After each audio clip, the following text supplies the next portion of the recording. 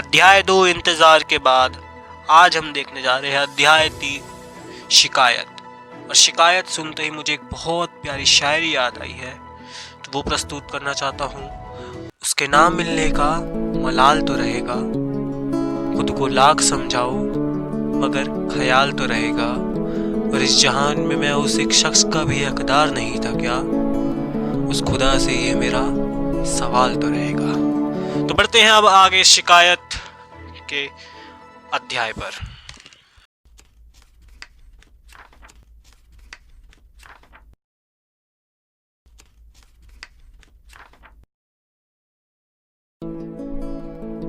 शिकायत करनी थी मगर किससे करते, जिंदगी से जिसने कभी कोई वादा ही नहीं किया, वक्त से जो कभी ठहरा ही नहीं, या उनसे जो हमारे होकर कभी हमारे हुए नहीं। धीरे धीरे यह एहसास हुआ शिकायत के लिए दो दिलों का होना जरूरी है, एक जो दर्द महसूस करे और एक जो उसे समझा सके। और जब समझने वाला ही ना बचे तो सारी शिकायत खामोशी में दफन हो जाती है। पहले हम कहा करते थे ये बात दिल को लग गई है, ये लफ्ज चुभ गए हैं। पहले नाराज भी होते थे क्योंकि कहीं ना कहीं उम्मीद जिंदा थी, मगर फिर एक वक्त आया जब नाराज होना भी छोड़ दिया। इसीलिए नहीं कि दर्द कम हो गया था, बल्कि इसीलिए कि अब किसी को समझाना बेकार सा लगने लगा था। सबसे गहरी चोट दुश्मन नहीं देते, वो लोग देते हैं जिन्हें हम अपना कहते थे, जिन पर यकीन होता था। और जब वही बदल जाए तो शिकायत नहीं, बस एक खालीपन रहता है।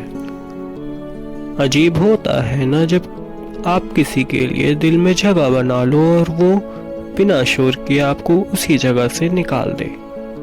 ना कोई वजह, ना कोई सफाई, बस फासला।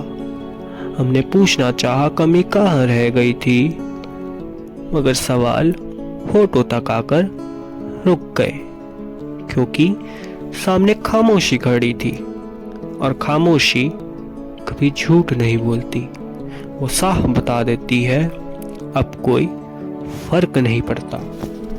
धीरे धीरे हमने शिकायत करना छोड़ दिया, नाराज होना छोड़ दिया, मनाना छोड़ दिया।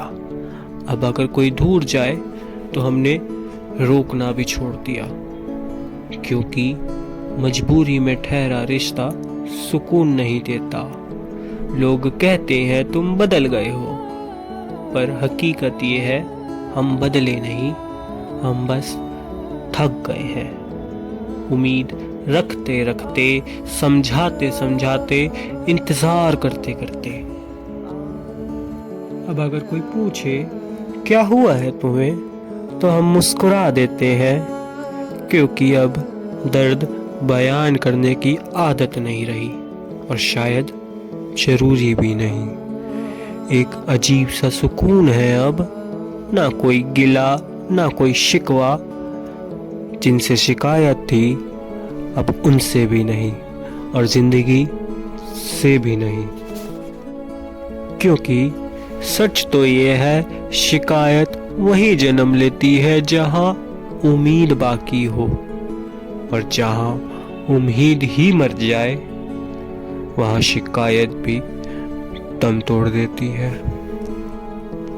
अब मुझे किसी से कोई शिकायत नहीं है, न तुमसे, न वक्त से, न जिंदगी से, क्योंकि मैंने उम्मीद रखना छोड़ दिया है। और जहां उम्मीद ही नहीं रहती वहां शिकायत भी खुद ही खामोश हो जाती है।